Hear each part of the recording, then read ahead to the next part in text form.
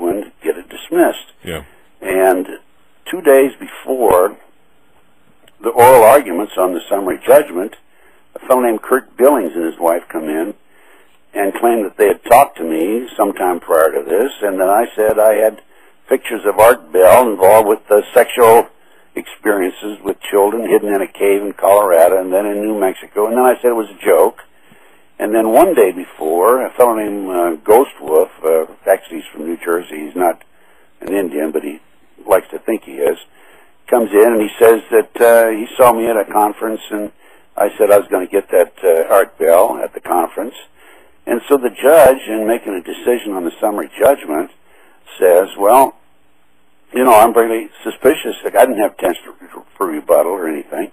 I'm suspicious of these affidavits from these three people, but in view of them, we have to continue the case and set a trial date. Well, before the trial date, I received a call. Before the trial itself, I received a call from my attorney. Fortunately, I had liability insurance. And he says that we wanted me to sign a document and agree to a out-of-court settlement. And I said, no, I'm not going to do that. It's blackmail.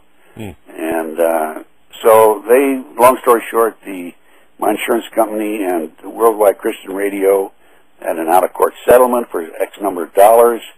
And Art Bell, prior to this, of course, claimed he went off the air because of me. And then after the lawsuit, he comes back on, and he's on the weekends. I don't know what he's doing now. He may have retired. I don't know how much money he got because that's confidential. But anyway, that's the story of my lawsuit with Art Bell. You know, I think he's this is my opinion, and I'm entitled to this, and I'm pretty good at what I do, and I think he's a disinformation specialist myself. Yeah. And I think that his whole lawsuit was to destroy my name and credibility. Do you think it was backed by the government again?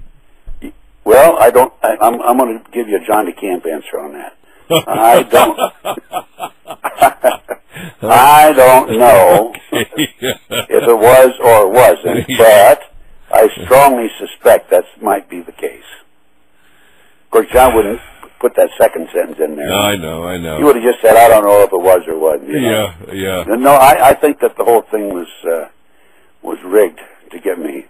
I don't know if the government's behind it or not, but it wouldn't surprise me. Well, Ted, I know that Noreen holds you in just the highest esteem, and I go along with her judgment too. So, thank you, Alex. Well, you're a good man yourself, and Noreen's one of our heroines, and John DeCamp's certainly a hero. We didn't cover the disinformation that's been directed at John DeCamp lately. No, my gosh.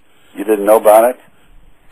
Only because you had mentioned it yesterday, I think it was, or on Tuesday. Why don't you bring it up now, and then we can, cover. Well, this woman named Barbara Hartwell, who's I know Barbara, and she's from a CIA family. Her mother and father, or some of her relatives were involved in it at least. And she has come out now and claims that I said that John DeCamp is a pedophile, or was a pedophile. John DeCamp? That's what she claims. Jeez. That I told her that. And, of course, I'd never said that because I'd never known anything like this. It's a ridiculous statement.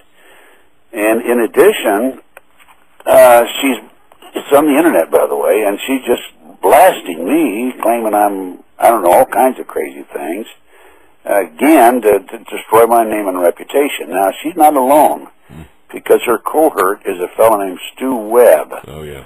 And about 4 years ago, Webb came to me, wanted a place to stay for 4 days. He stayed 7 months. And when he left, I had all kinds of property missing, by the way. And anyway, so he told me when I told him he had to leave that he was going to destroy me and my name in the Patriot community.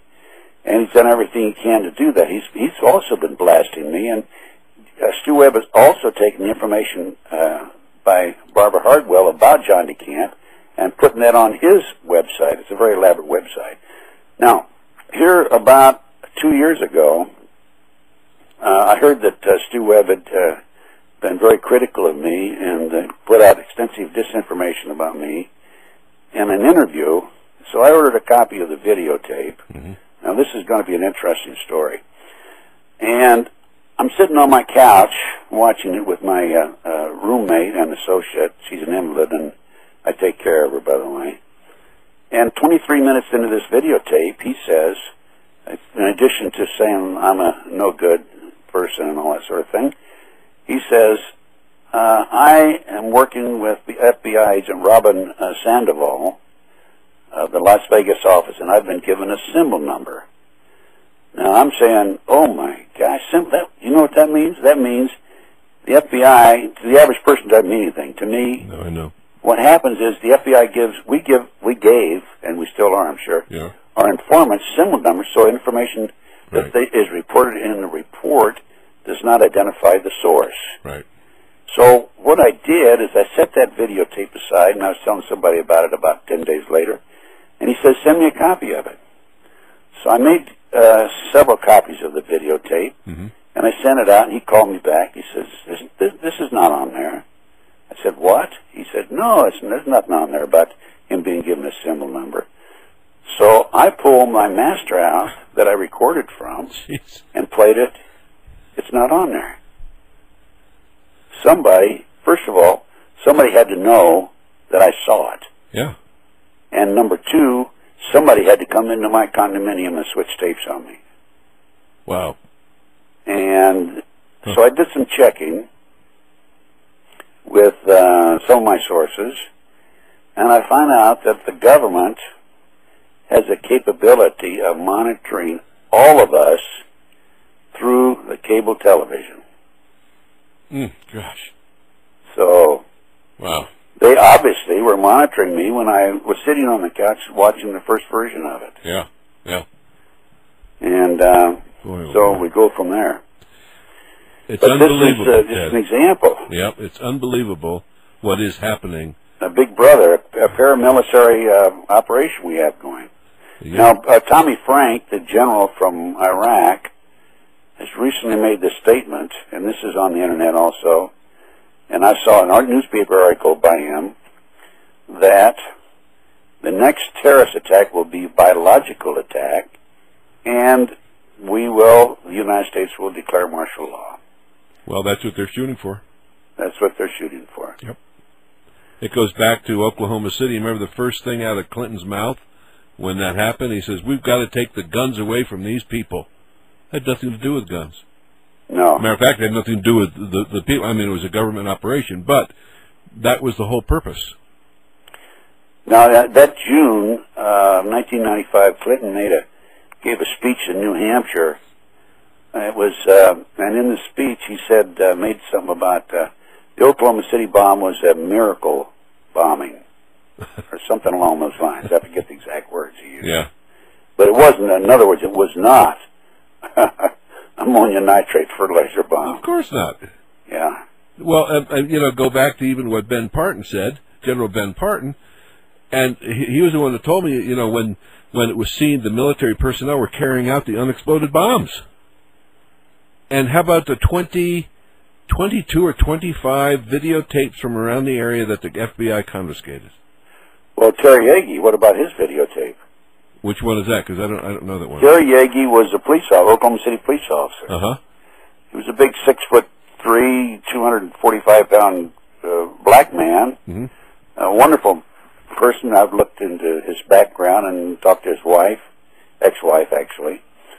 And he was a block away when Oklahoma City occurred. He always carried his video camera with him as a police officer, and he went in and started taking pictures of everything with his video camera. Wow. Next thing he knew, this is in my Oklahoma City bombing report, by the way, that's available for $25. And I got some pretty good research. Yeah, you do. I'll say that. And next thing he knows, he's contacted by a 5-county task force. That's what they call themselves. When I had my radio show, I had his wife on my radio show, ex-wife. And he's contacted by the 5-county task force. And this is from 5 surrounding counties in Oklahoma, 4 men and a woman. And they say that they want the videotape. And I don't think he was willing to give it up. And so they pressured him. And the day he died, he told his ex-wife or one of his relatives that he was going